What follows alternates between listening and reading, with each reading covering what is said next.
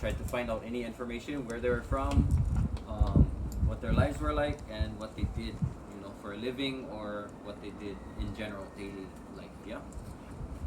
So I found out that both of my dad's grandmothers and one of his great great grandmothers were weavers, and they did this type of weaving, lauhala weaving.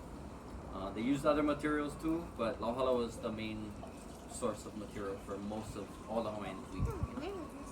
Um, so this art is actually ancient art. It's been passed down from one to the next for literally thousands of years. It's one art that our people never lost. They did lose, probably in the 1800s, they lost the art of tapa making. They lost a lot of stuff, right? So you don't see usually tapa makers around. They had to be, revived. So people are bringing it back from the last 40 years or so. There's been a revival of that. We were lucky, we still had kupuna that still knew the art. Yeah.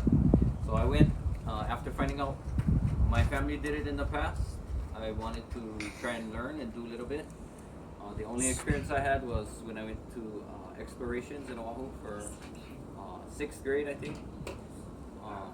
We did a bracelet, and that was it.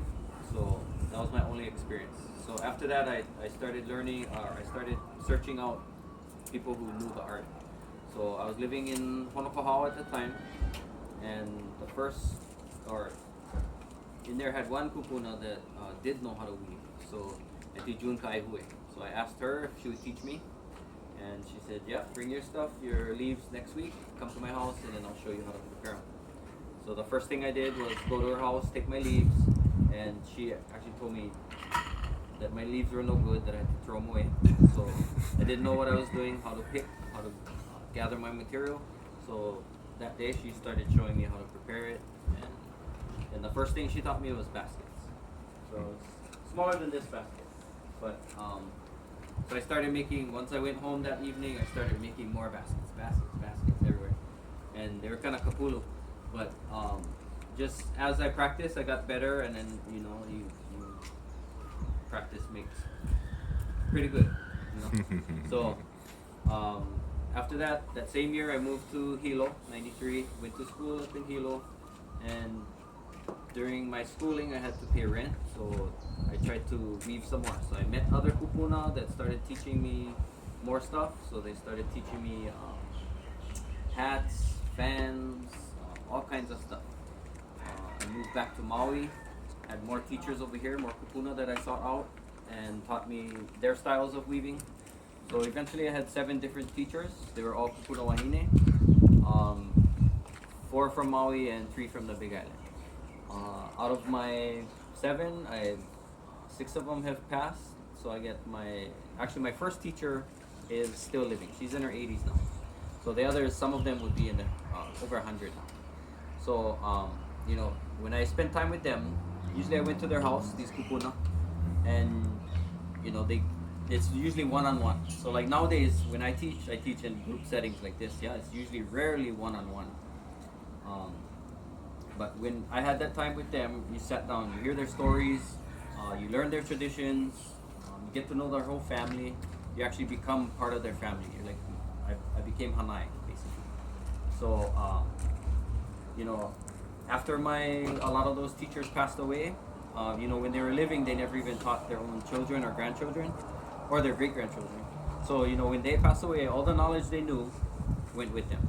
So it's lucky that I was there at a certain time with those kupuna for them to share their knowledge. Because if I wasn't there at that time, they would have passed on with all of this type of knowledge. Yeah. This was part of daily life for every Hawaiian family. Yeah, back in the past. So we cannot let this knowledge pass.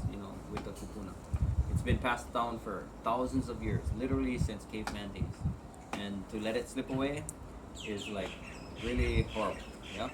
So you really gotta keep your traditions alive, even in your own family. You might have stuff passed down to you guys, stories or traditions or stuff like that. Even objects passed down to you. So you guys really take care of these objects. Yeah. Take care of the stories. Pass those stories on. You might say, "Oh my God, Grandma telling me the same story over and over." But if they don't keep repeating themselves, you're not gonna get it stuck in your mind. Yeah.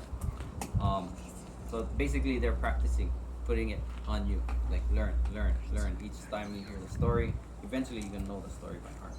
So if you have kupuna, go ask them the stories. Where are you from? Who's your parents? Where are they from? Your great grandparents, great. You know, learn the traditions. Also, what you can do is when you go home, find out who the last person in your family was that was a weaver. Yeah, or see, you guys probably come from weavers.